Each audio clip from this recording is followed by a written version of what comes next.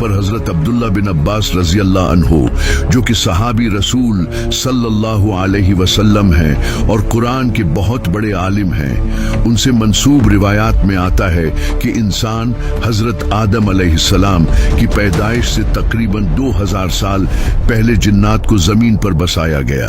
آپ تصور کریں اس منظر کا، زمین جو اب تک سرسبز و شاداب ہو چکی تھی، اب وہاں ایک نادیدہ مخلوق اتر رہی تھی۔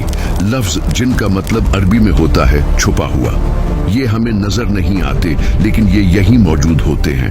جب جنات زمین پر آئے تو انہوں نے زمین کے کونے کونے میں بسیرا کر لیا، سمندروں کے جزیروں سے لے کر پہاڑوں کی چوٹیوں تک اور گھنے جنگلوں سے لے کر ریگستانوں تک۔ چونکہ ان کا جسم آگ اور ہوائی لطافت سے بنا تھا، اس لیے ان کے لیے فاصلے طے کرنا مشکل نہیں تھا۔ وہ زمین کی کشش ثقل گریوٹی سے اس طرح پابند نہیں تھے جیسے ہم انسان ہیں۔ وہ آسمانوں کی طرف بھی اڑان بھر سکتے تھے۔ شروع میں یہ دور ایک اچھا دور تھا، جیسے ہم انسان کھاتے پیتے ہیں، جنات بھی کھاتے پیتے ہیں۔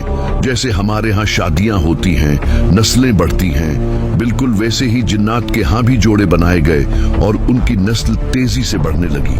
حدیث پاک کے مفہوم سے ہمیں پتہ چلتا ہے کہ جنات بھی مرتے ہیں، سوائے ابلیس کے جسے قیامت تک مہلت ملی ہے۔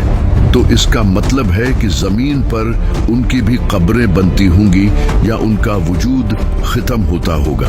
یہ زمین پر پہلی با اختیار تہذیب سویلائزیشن تھی، لیکن جیسا کہ آگ کی فطرت ہے وہ زیادہ دیر تک سکون سے نہیں رہتی۔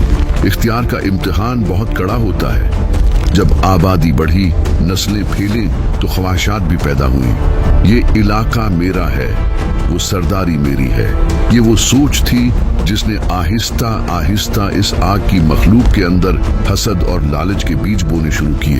کچھ اسلامی مورخین نے لکھا ہے کہ جنات نے زمین پر بڑے بڑے شہر تعمیر کیے۔